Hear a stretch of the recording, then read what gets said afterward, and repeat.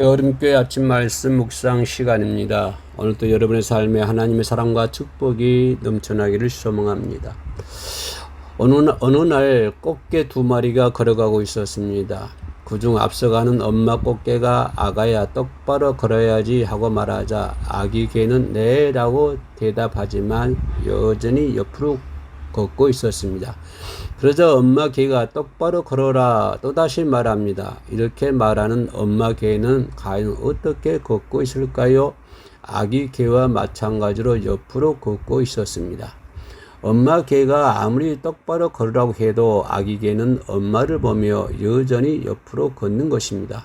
먼저 본을 보이지 않으면서 가르치는 사람은 엄마 개의 모습과 다를 바 없겠지요. 그러면 고린도전서 11장 1절에 내가 그리스도를 본받는 자 된 것 같이 너희는 나를 본받는 자가 되라고 담대히 고백한 사도 바울처럼 우리도 본이 되는 삶을 살기 위해서는 어떻게 해야 할까요? 첫째는 말과 행실에 거짓이 없고 진실해야 합니다.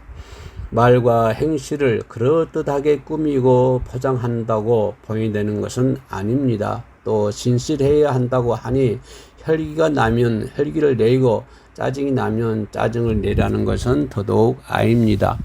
모든 말과 행실이 주님을 닮아가도록 노력하면서 설령 실수했다 할지라도 변명하고 숨기는 것이 아니라 겸손히 잘못을 시인하고 변화되기 위해 노력해야 한다는 말이죠.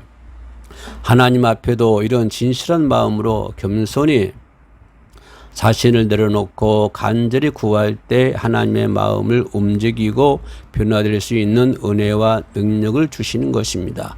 두 번째는 온유한 마음을 이루어야 합니다.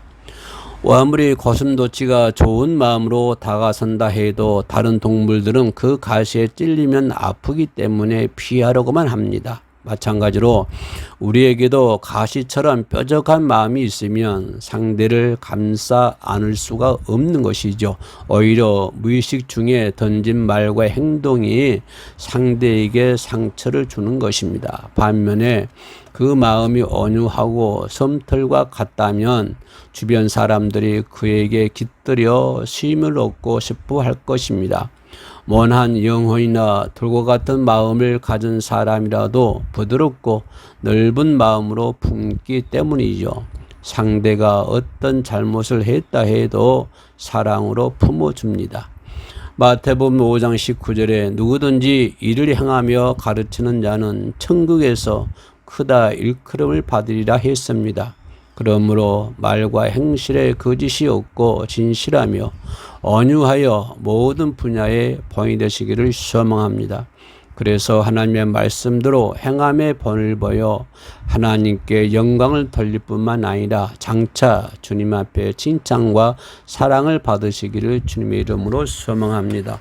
오늘도 우리와 함께 하신 우리 주 예수 그리스도를 찬양합니다. 샬롬.